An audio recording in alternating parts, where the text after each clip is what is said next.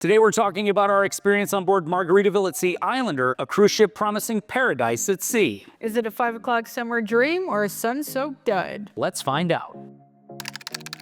Whether you're already booked or looking for that perfect ship, the Cruise World has you covered with ship and room tours, blogs, tips, parodies, and a whole lot more. So if you love cruising, make sure you're subscribed with that notification bell turned on.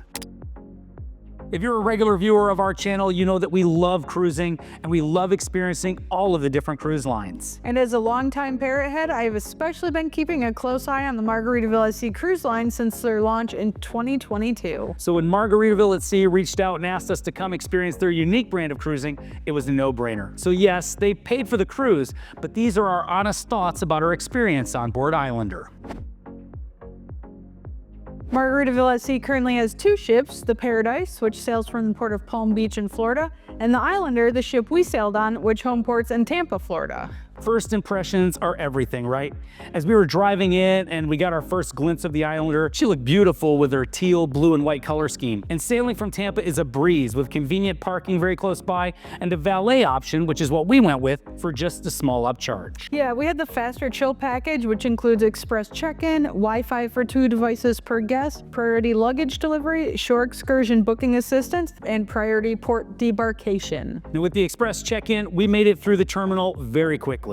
Yeah, our agent in the terminal was extremely knowledgeable, and when he noticed we were booked in a suite, he provided us with a lot of useful information and told us where to find our concierge. Once you get on board Islander, the first thing you see is the giant blown-out flip-flop, and it immediately put me in a Margaritaville state of mind. The ship was originally built for Costa in 2000, but Islander had its maiden voyage in June of 2024, so everything was newly refurbished. They put a lot of thought and effort into the decor, and nods to Jimmy Buffett are everywhere, but not like smacking you in the face. So some cruisers may not realize the significance of some of the names of the venues, but everything is specific to either a song or aspect of Jimmy's life. Even the glass elevators are an experience in themselves. As you ascend the decks, the outside walls are painted and decorated so you go from the sea to the beach to the sky. Anything else you want to add here, Steph? Yes. We have become accustomed to the e-muster process that is being used by most cruise lines, so we were a little surprised when we got on board and learned that we would be doing an in-person muster drill. Yeah, Margaritaville is kicking it old school with the muster, but it really wasn't bad at all. I timed it, and the whole process from the announcement to us being released was less than 15 minutes. And I guess the good part is we don't have to listen to 25 announcements telling people to go to their muster stations. Let's talk accommodations. We stayed in a Grand Terrace suite and it was incredible. The decor was tasteful and chill, and I would totally decorate my house like it. One of the pieces that I really enjoyed was a painting with the song lyrics on it, which happened to be the lyrics to one of my favorite Buffett songs, A Pirate Looks at 40. The bed was a little hard for my liking, but it was very spacious. I love that the majority of the floor was wooden or laminate as opposed to carpet, because I don't like to walk around barefoot in older rooms thinking about all the gross things that have been there over the years. The bathroom was the largest we've ever had on a cruise ship with a jetted tub and double sinks. In addition to shampoo and body soap, they also offered conditioner, hand lotion, and pump hand soap. Bar soap can get gross and I always forget to pack lotion, so it was really nice to have these available. If I had to find a complaint about this suite, it's the balcony is sparsely furnished. There's so much room out there, and I would have loved to have a lounge chair in that space. Yeah, we also got a chance to check out some of the other cabin types on board, like the cozy interior stateroom, the breezy balcony stateroom, and the signature grand suite, which is amazing and even includes a margarita bar. Whatever accommodation types you choose on Islander, I have no doubt it will be a great place to chill.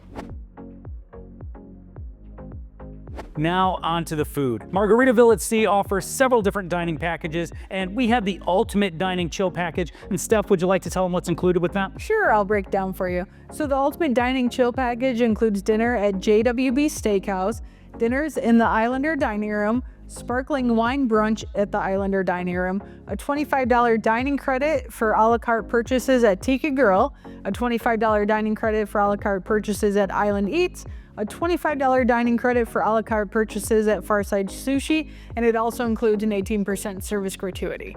All right, and since we had the package, we did try all of those offerings, so let's start with JWB Steakhouse. I did really enjoy the steak, but that's really the only standout there for me. Yeah, Mark, I remember there weren't a lot of appetizers that, piqued your interest, but I really enjoyed the bib and walnut salad. They did have that Wagyu meatball that was tasty, and I did step out on a limb and I tried the lobster bisque, which was okay, and for me to say that is pretty good. I actually really enjoyed your lobster bisque. I thought it was one of the better ones I've had. The side dishes were also kind of small, considering they were supposed to be portion size for the table. I agree, and I know you enjoyed the key lime pie for dessert, but I was disappointed that they didn't offer a cheesecake on the menu. That's your favorite. Next up was the Islander Dining Room, which is an elevated dining experience included with our package. They had a decent selection of food, and you could also order from the Finn's main dining room menu if you wanted to. And the Islander Dining Room is also where they have the sparkling wine brunch, and we had a good time with our friends at the brunch, but other than the mimosas that were included, this seemed very similar to the brunch that's available on some other cruise lines as a complimentary item. Yeah, it's not something that I think I would pay for. And then we each had $25 credits for a la carte items at several eateries. I've always talked about trying a lobster roll, so I ordered one from Island Eats and enjoyed it. It was definitely something I would order again, especially because it came on this nice garlic bread type bun. Now, over at the Tiki Grill, I grabbed some Parmesan garlic why not wings and crunchy wedges. I don't usually go for bone-in wings, but these were pretty good. Yeah, and our other credit was for Farside Sushi. It wasn't the typical type of sushi I'm used to, but different variations of them, and they gave you a lot of rolls for the price. Yeah, I am not a sushi guy, but I did give it a try, and that reaffirmed that I'm not a sushi guy. I was looking forward to the mochi, and unfortunately, they didn't have any while we were on board. The Islander also has a lot of complimentary dining options, and I bet I can guess what your favorite spot was. That's an easy one. It's the Cheeseburger in Paradise Burger Bar. I agree, the burgers were delicious, and so were the fries, and they have the best pickles on the 7 Seas. You know what I was disappointed with, Mark? What's that? No Heinz 57 at the condiment bar. I know that that's a Jimmy Buffett song reference. Yeah. Next up is Frank and Lola's Pizzeria, and if it weren't for the burgers, this might be my favorite spot. So on embarkation day, we met up with our friends, and we were all heading up to grab a cheeseburger for lunch. But Mark got sidetracked along the way. As soon as we got by the pizzeria and he saw the slices with pepperoni and then the slices with mushroom, he dipped out of the burger and he got himself some pizza. That's true, and it was very good pizza. I have long stated that MSC has my favorite cruise ship pizza, but Frank and Lola's gives it a run for their money. Yeah, Mexican Cutie Cantina is a spot where you can build your own street-style tacos with fresh pico and guac, but a couple of times when I walked by, the meat was already mixed in with the veggies, and that was a no-go for me, so I didn't eat there on this cruise. I didn't have lunch there, but I was adamant on trying a breakfast burrito, and just like the meat you mentioned, there were some veggies already mixed in with the eggs that they had there, which I'm okay with, and it ended up being a very good breakfast burrito. One thing that did bum me out about Mexican Cuties was I tried to grab a burrito on the morning we were in Cozumel, but they didn't even open until 8 a.m. And that was the same time that the gangway opened and we had to get off for our excursion. Now, I think all breakfast eateries should open at least 1 hour prior to arrival time on port days.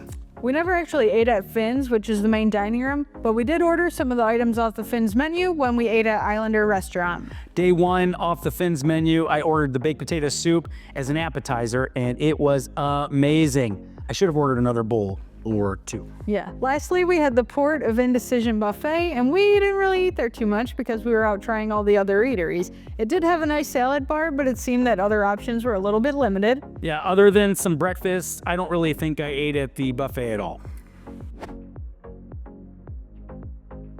There's no shortage of drinks on board Islander to wash your food down with, so let's talk about the bars. One of Jimmy's famous sayings was, "It's 5 o'clock somewhere," and with 12 bars and lounges on board Islander, that is definitely true. We had the Ultimate Beverage Chill, which includes all beers, wines by the glass, cocktails, and boat drinks up to $20 each, unlimited soda and bottled water, juices, mocktails, and bottled or canned non-alcoholic beverages, and you also get 25% off the menu price for wine and champagne by the bottle.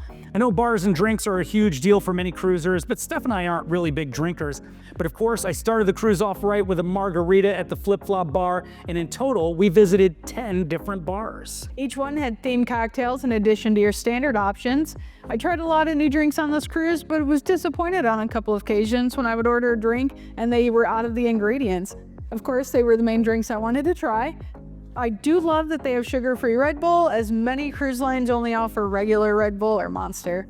Of course, the poolside bars are always a great time, and Islander has 3 of them up on Deck 9 with the adults-only Tiki Bar, the 5 o'clock Somewhere Bar, and the Landshark Bar. But I also really enjoyed the Bubbles Up Margarita at Bubbles Up, and if you're a fan of the Alchemy Bar on Carnival Cruises, then you're gonna love the Hemisphere Dancer craft spirits as well. Havana Daydream and Sports Bar features craft beers and an extensive rum menu, and it's a pretty cool atmosphere, but we had a lot of people in there on a Sunday afternoon trying to watch football, and the general consensus was the TVs and just general layout of the bar is not really conducive to watching sports. With trivia, live music, bingo, movies, karaoke, sports, crafts, Jimmy Buffett concerts on the big screen at the pool deck, you won't be bored on this ship. And if you're looking for excitement or relaxation, they also have the casino, which is smoke-free by the way, and the spa. And on that note, we got our first couples massage. What did you think about that, Steph? I'm not gonna lie, I was a little apprehensive going in, but it ended up being relaxing, and I would definitely do it again. Now, as far as entertainment in the main theater, we saw comedy the first night. It was a family show, and honestly, the comedian really didn't have a routine. He spent about 20 minutes finding out who in the audience was celebrating what and trying to work off the crowd, but for me and others we spoke with, it just didn't work. We heard that his adult show was better, but we didn't make it, as Mark had really enjoyed the drinks from our time at QMN, and I feared he might try to get up on stage himself. I might have been funnier than him, but we'll talk about QMN here in a minute. But back to the theater, they had a magician perform on another one of the nights, and it was a fun family show. And another night, they had an acrobatic show that unfortunately we missed due to our steakhouse reservation.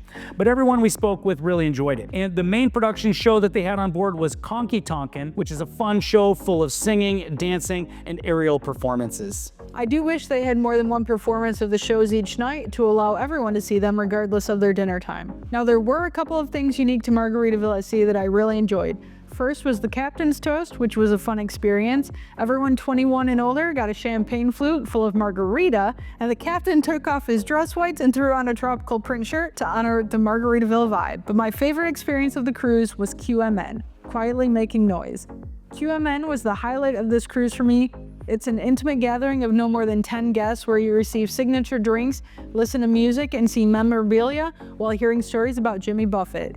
Vincent was our host, and when I told him my favorite Buffett song was Little Miss Magic, which is about Jimmy's daughter Savannah, he told me that she had actually sat in the same seat I was in when she was on board bringing memorabilia. Being a parrot, this experience was extra special. While it was originally invite only, I believe it can now be reserved through the concierge once on board for like $50 or $60. And before we move on to the next section, I want to talk about the kids clubs. Honestly, when I first thought about Margaritaville at Sea, I didn't even know if they would have kids activities on board. And though we didn't take our kids on this cruise, we did spend some time with Rainbow, the youth director on board Islander, and she told us all about the kids programs they have on board, like Jolly Mon for the 3 to 6 year olds, Parakeets for 7 to 12, the Hangout for the tweens, and the Far Out Lounge for teens. So just like other major cruise lines, your kids are well taken care of with plenty of activities to keep them busy.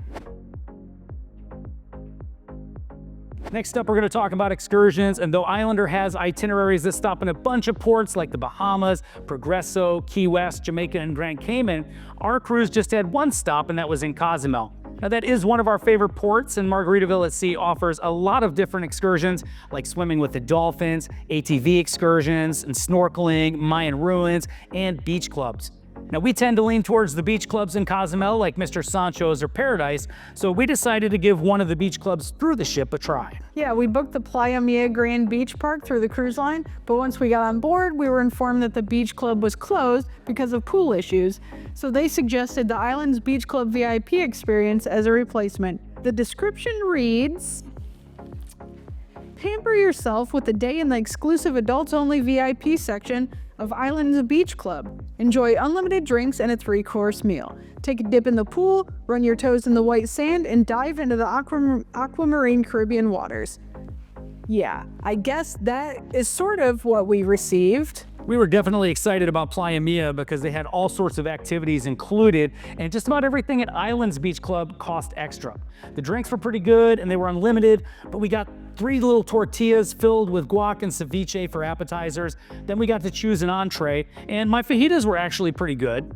My crispy chicken tacos were tasty, but they were actually flautas, not tacos. And the third course was dessert, and it was rice pudding. Yeah, we actually left before the dessert arrived, so we're not even sure how that was, but we weren't too pleased with this place. We definitely didn't feel like VIPs, and honestly, I wouldn't suggest this particular excursion to anyone. All right, let's talk about value. We compared Margaritaville Islander to some similar Carnival Cruise sailings out of Tampa, and what did we find, Steph? I looked at a few different dates, and interiors were about the same, while the balconies and suites were considerably less on the Islander. And truth be told, compared to the other ships sailing out of Tampa, I prefer the Islander hands down. I totally agree. We recently sailed on a Carnival ship that was much newer than Islander, yet it was in much worse condition. And even though I'm not the biggest Jimmy Buffett fan in the world, I really enjoyed all the decorations and style choices they made on this ship. It seems like Margaritaville at Sea is geared towards bringing fun and affordable cruises to everyone. And they always have offers running, like Kids Sail Free, Hero Sail Free, which we really like, discounts for solo travelers and college students, as well as land and sea staycation. Now, as with all cruise lines, add-ons like specialty dining, excursions, and drinks can add up quickly, so budget accordingly. But for what you get, a quick tropical escape with good vibes, I think Margaritaville at Sea is a solid deal. As far as the packages go, next time we sail with Margaritaville at Sea, we'd probably just purchase the faster chill along with the soda package. We enjoyed the food and drinks with other packages, but we typically don't eat at the premium restaurants or drink enough to make it worth it. Okay, before we get to our final thoughts and the rating, is there anything else you want to mention? I do think they need to develop a mobile app to view activities, menus, and such, but I did like that you can scan a QR code to download the daily activity sheet, and it's conveniently located on your ship card. We found that out a couple days in. Now, the app could also be used to check your account balance instead of having to wait in line at guest services, which we also had to do. Yes. There are so many things to see and do and experience, and 4 days just wasn't long enough. I would have loved to have a few more days to soak it all in. As I mentioned before, I've been a parrot head since my early teens, and this cruise evoked so many memories and created new ones that I can associate with Jimmy Buffett and my love of his music and life. So is the Margaritaville at Sea Islander worth it? If you're a Jimmy Buffett fan or just looking for a short, fun getaway, absolutely. It's not a luxury cruise, but it delivers on its promise of a laid-back escape. And the staff were friendly, the Wi-Fi and the elevators were fast. So would I sail again? Absolutely, with a margarita in hand. So what's our overall rating for the Islander? We give Margaritaville at Sea Islander 8 out of 10 flip-flops, a fun, affordable getaway. Thanks for joining us for our review of the Margaritaville at Sea Islander. We hope you found it useful, and we would love to hear your thoughts about Margaritaville at Sea down in the comments. Don't forget to hit the like button and make sure you're subscribed so you won't miss out when we post new cruise videos. Stay salty, stay sunny, and as always, remember, life is short And cruising is fun. Fins up.